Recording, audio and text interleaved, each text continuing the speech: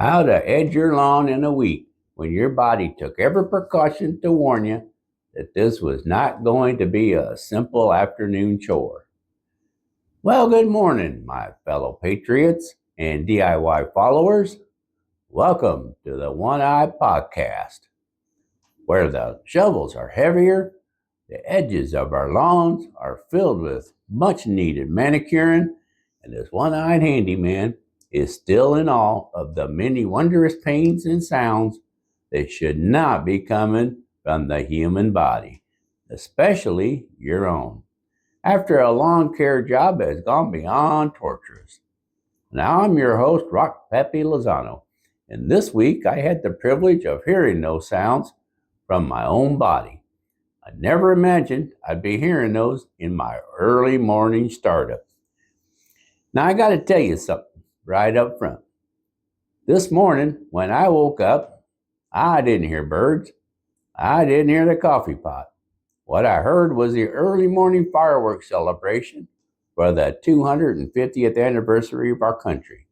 Except the fireworks weren't outside. They were inside my body. My back cracked, my shoulders creaked, and my ankle made a noise that sounded like an old porch swing in a windstorm. Now, when I rolled my other leg toward the edge of the bed, I heard something else. I moaned. Now, I paused for a second because I thought, Pappy, that didn't come from outside. No, sir. That came from my other ankle. And my knees, my knees, called for a full town hall meeting before they were willing to carry my weight this morning.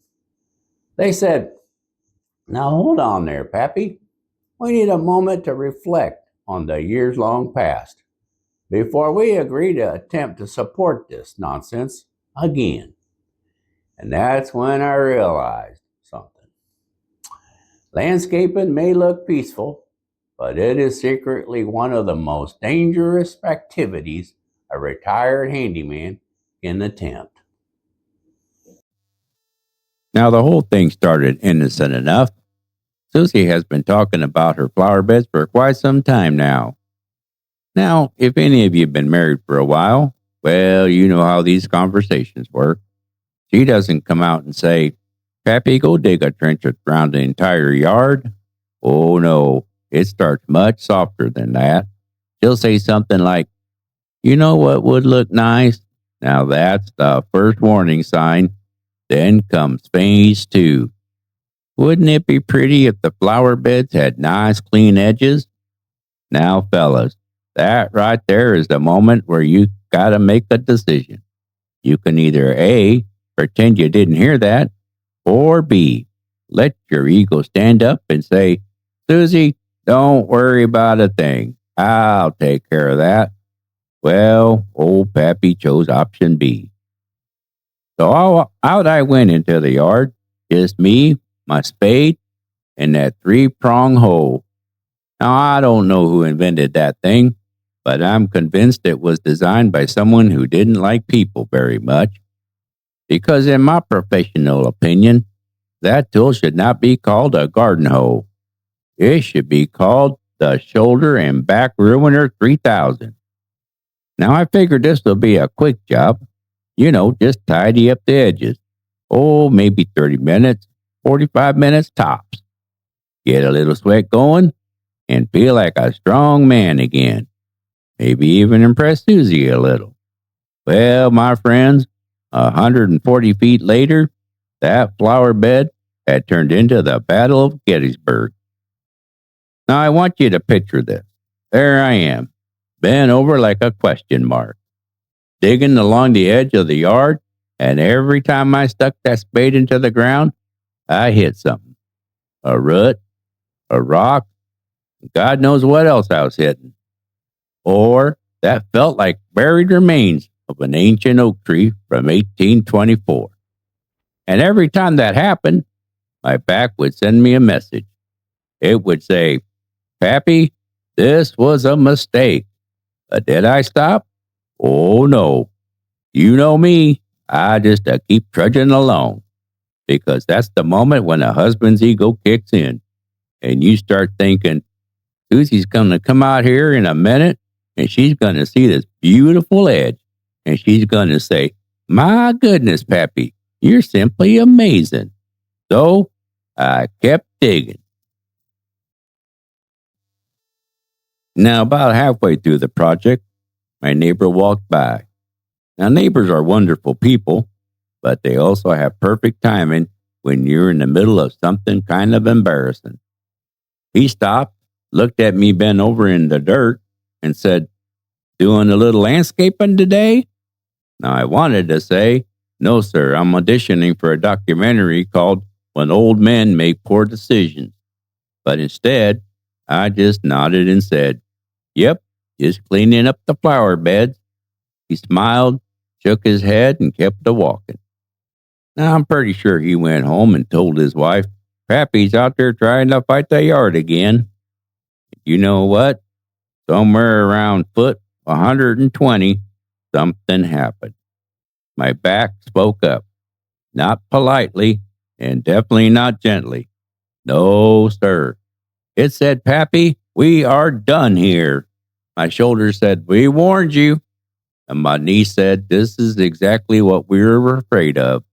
And my ankles, well, let me tell you, my ankles just started making that moaning sound again. But then something happened. Susie came outside. She looked at those flower beds and she smiled. Now, my friends, I don't care how tired a man is. When his wife smiles like that, suddenly he feels like he's 25 again. So I got it in me. Let's try to finish this job.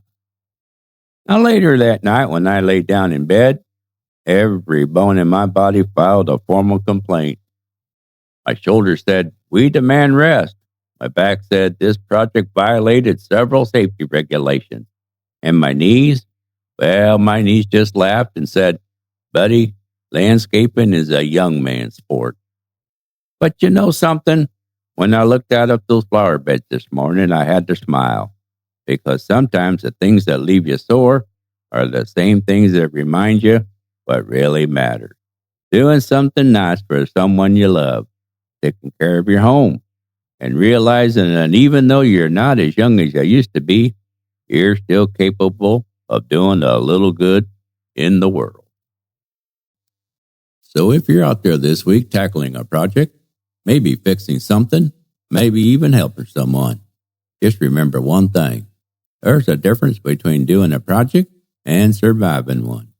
So pull up a chair, grab yourself a cup of your favorite beverage, and if your joints are making the same noises as mine today, you may want to grab a bowl of Rice Krispies too.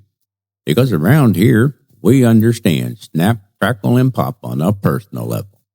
This is the One Eye Podcast, and I'm your host, Rock Pappy Lozano. Now, somewhere in the middle of this landscaping adventure, I made the mistake of bringing out the wheelbarrow. Now, the wheelbarrow seems like a helpful piece of equipment, but what people don't tell you is, once you start filling that thing with dirt, it becomes a test of physics and pride. Because once that wheelbarrow is full, you've got two choices.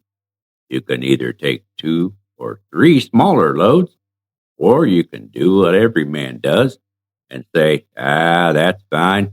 I'll take it all at once. Now, my friends, when I lifted those handles, my back immediately filed an official protest. And halfway across the yard, that wheel hit a bump.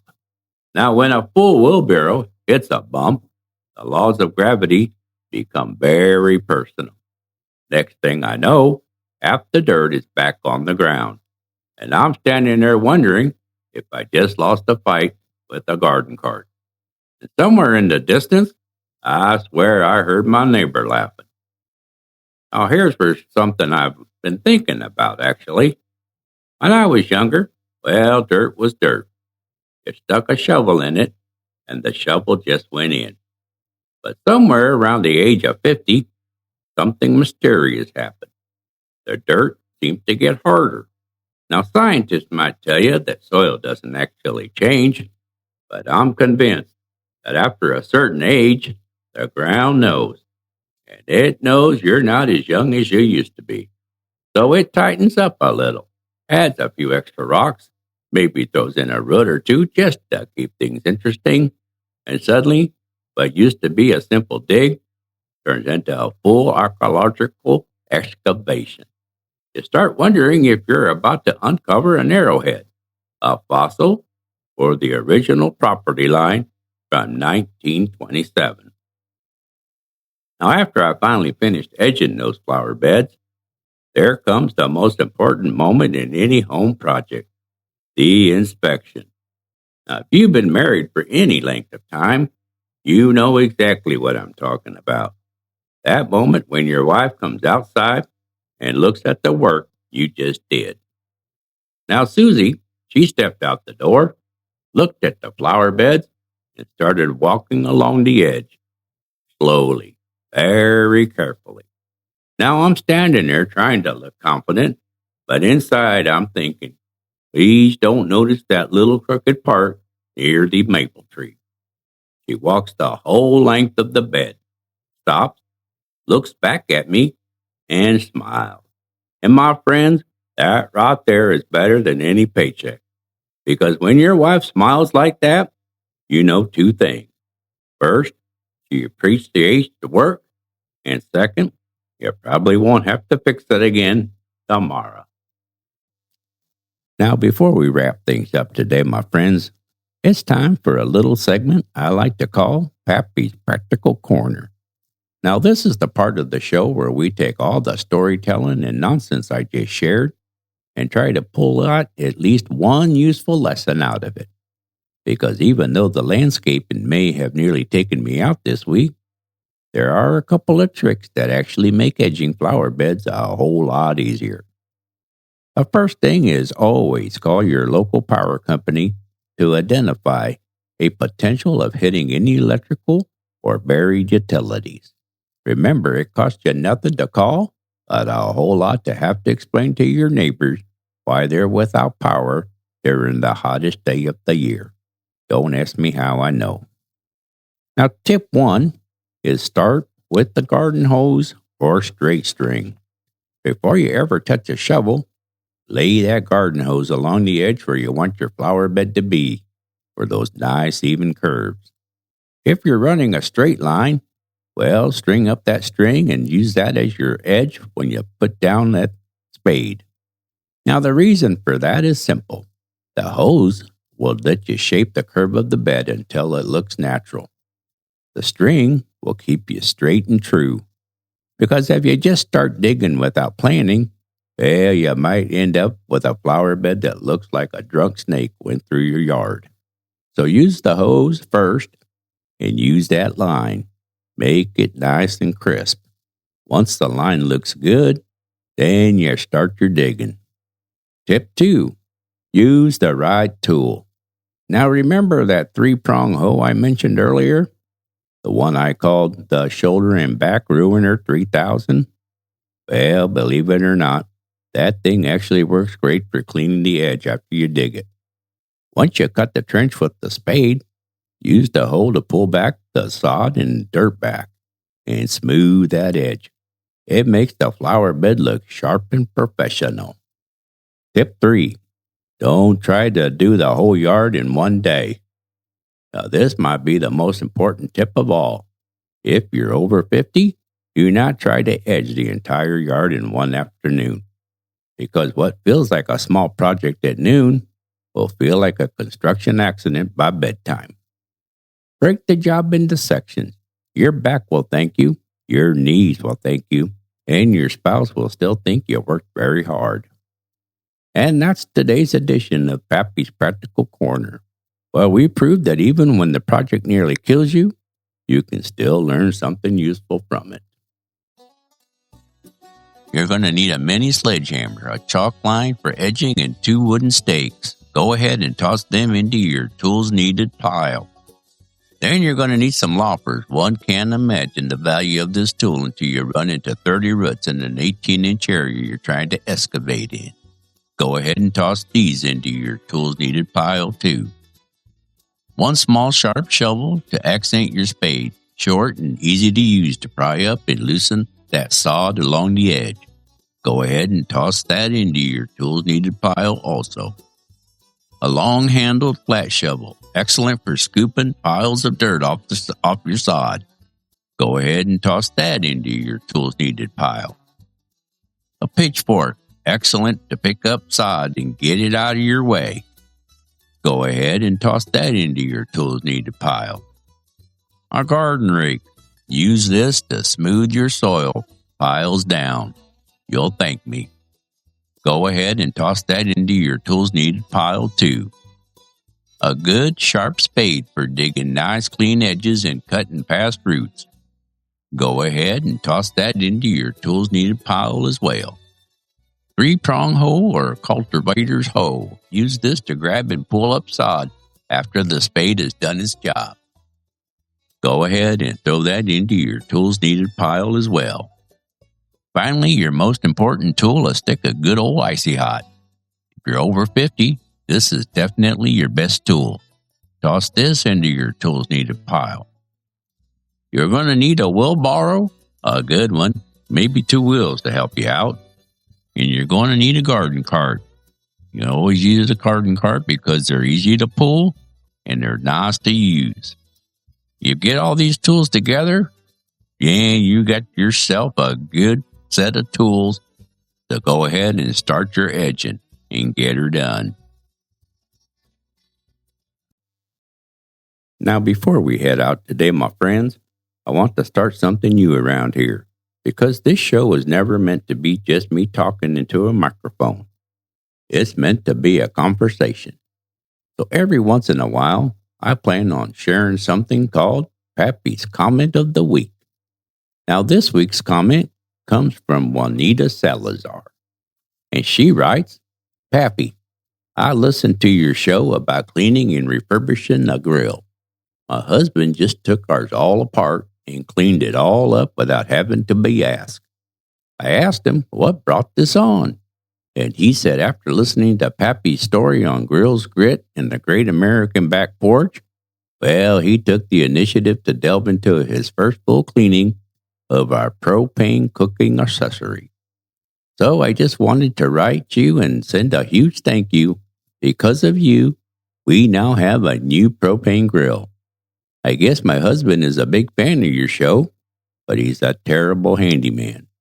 Just wanted to thank you for our new propane grill from me and my husband David. Sincerely, Juanita Salazar.